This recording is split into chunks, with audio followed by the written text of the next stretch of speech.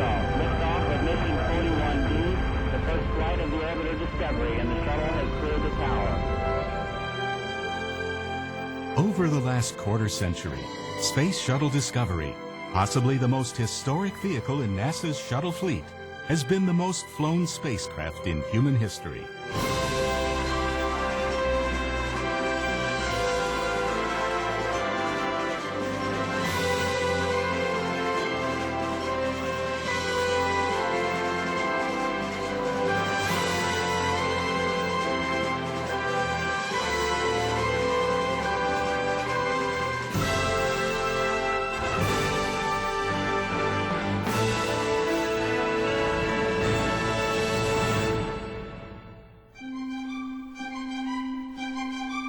NASA is preparing for the final scheduled flight of Discovery, a trip to the International Space Station that marks the anniversary of a decade of continuous human presence aboard the orbiting outpost.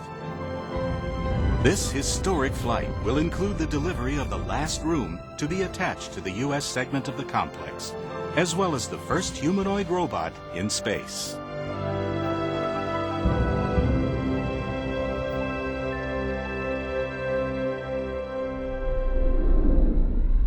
When Discovery launches on NASA's 35th mission to the ISS, the STS-133 crew of 6 astronauts will begin an 11-day mission to deliver one of the shuttle's last loads of spare parts for the orbiting outpost. This flight will deliver the Express Logistics Carrier 4, the Leonardo Permanent Multipurpose Module full of supplies for the ISS, and also Robonaut 2, a novel component that will reside in the Destiny Laboratory. During 2 scheduled spacewalks, the shuttle crew will work through a variety of tasks, including some resulting from the replacement of a failed pump on the ISS.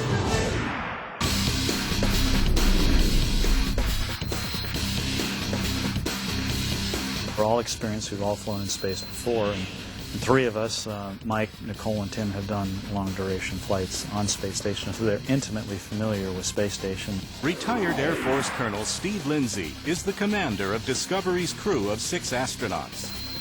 A veteran of 4 space flights, he last commanded STS-121, also flown aboard Discovery. The pilot of Discovery is Air Force Colonel Eric Bowe.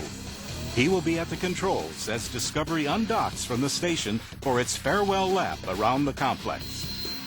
He first flew on orbit as the pilot of STS-126 in 2008. Air Force Colonel Alvin Drew is Mission Specialist 1. He first rode uphill on STS-118 in 2007. He will perform 2 spacewalks during STS-133. Mission Specialist 2 is Army Colonel Tim Copra. A former ISS resident, he lived and worked on the station for 2 months during Expedition 20. He will conduct 2 spacewalks on this shuttle flight. Dr. Mike Barrett, Mission Specialist 3, is a NASA flight surgeon who became an astronaut. This is his 2nd voyage to the ISS, after flying aboard the station for over 6 months during Expeditions 19 and 20. Mission Specialist 4 is Nicole Stott, launching for the 2nd time on Discovery. He served as an ISS flight engineer for 3 months during Expeditions 20 and 21.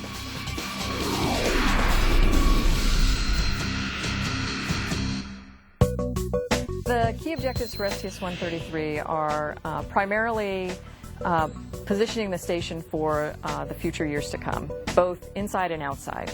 We have supplies that we're bringing for the crew to live and work continuously for the next few years inside the station, as well as some large spares or replacement units that we'll put on the outside of the station. The first of 2 components that Discovery's crew will attach to the station is the ELC-4 pallet, the Express Logistics Carrier 4.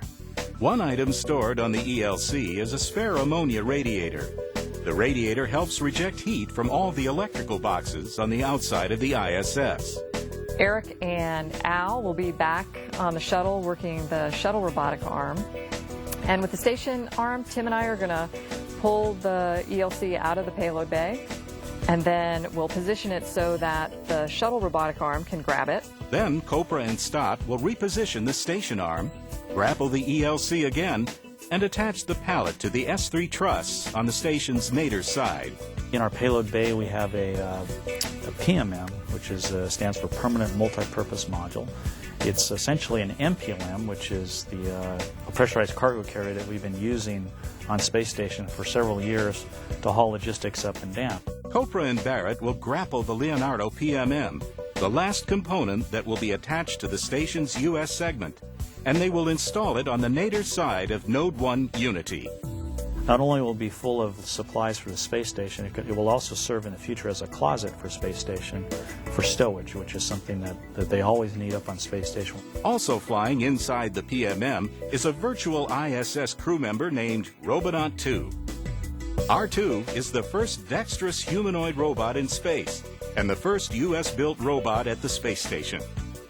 R2 will be deployed on a fixed pedestal inside the Destiny lab.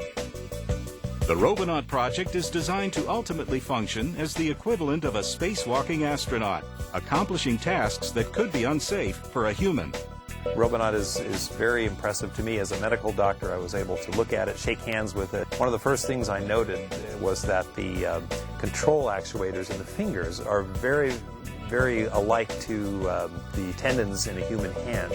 And they can vary the sensitivity in the grip on this, just like a human would do when it's doing different tasks. We're looking for those areas where we can kind of build on the strengths of the machine and also the strengths of the humans, and look for that synergy where we can get the most out of to achieve the mission.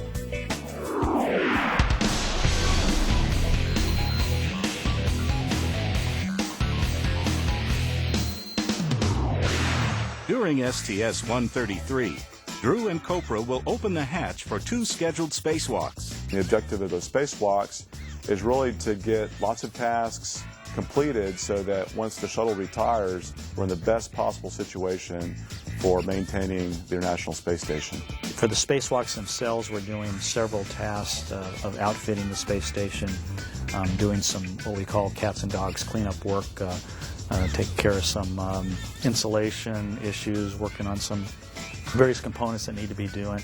On EVA-1, Drew and Copra are scheduled to install a 10-foot-long cable between the Quest airlock and the Destiny lab. They will also relocate the station's failed ammonia coolant pump module to ESP-2, the external stowage platform 2. Our first spacewalk that we're going to do is going to be cleaning up from the last spacewalk that our space station crew members did.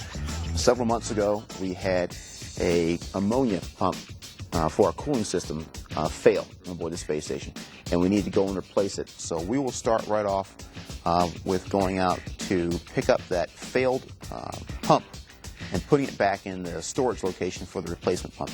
On EVA-2, after the Leonardo PMM has been installed to station, Drew and Copra are scheduled to perform tasks carried over from STS-131. They will install a camera light on and remove an insulation blanket from the special-purpose dexterous manipulator, the Dexter robot hand. They will also remove the lightweight adapter plate assembly from the Columbus lab for the return home.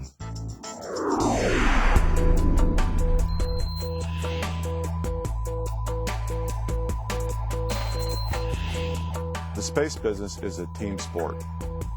I think all of us feel pretty humbled to be part of any space shuttle or space station mission because there's so much work that is done to make this happen, and all of us are very, very thankful for their hard work. When I think about Discovery, I think about my time at KSC, and it was the first vehicle I got to work on there. It means so much because I think it's more than just a job to people in the space program. What I've seen on the shuttle and the station programs is the people working it.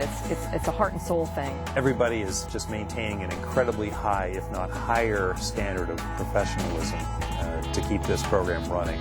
So we have nothing but admiration and gratitude for what these people do.